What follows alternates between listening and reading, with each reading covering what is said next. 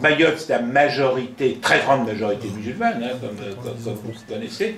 La difficulté, moi je me suis beaucoup battu pour Mayotte, parce que je considère que la France y est extrêmement mal pris, d'une part, en voulant imposer une départementalisation à Mayotte, alors que le développement de Mayotte est obéré par cette départementalisation, c'est-à-dire la contrainte pour Mayotte de respecter les réglementations de la France métropolitaine et les réglementations de l'Union européenne, puisqu'elle fait partie de l'Union européenne, la met en situation d'assistanat et ne lui permet pas de développer la stratégie de développement qui pourrait réussir dans la région de l'océan Indien où elle se trouve.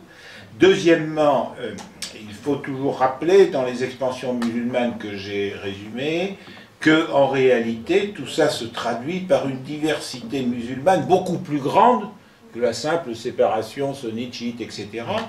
Parce que cette expansion musulmane s'est moulée localement sur des réalités culturelles anciennes.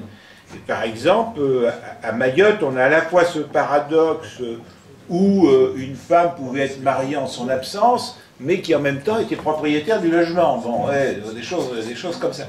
Donc on a voulu brutalement... Alors moi j'ai obtenu, je ne vais pas entrer dans les détails, il n'y en a pas le temps, j'ai obtenu à peu près qu'on retarde de 10 ans un petit peu ce que la France voulait faire là-bas. Malheureusement, si vous voulez appliquer bêtement le code civil de la France métropolitaine à Mayotte ou en Guyane d'ailleurs, c'est absolument aberrant, c'est pas comprendre la réalité des diversités culturelles et le fait que pour que les choses réussissent, il faut appliquer le principe de subsidiarité. Voilà comment je pourrais résumer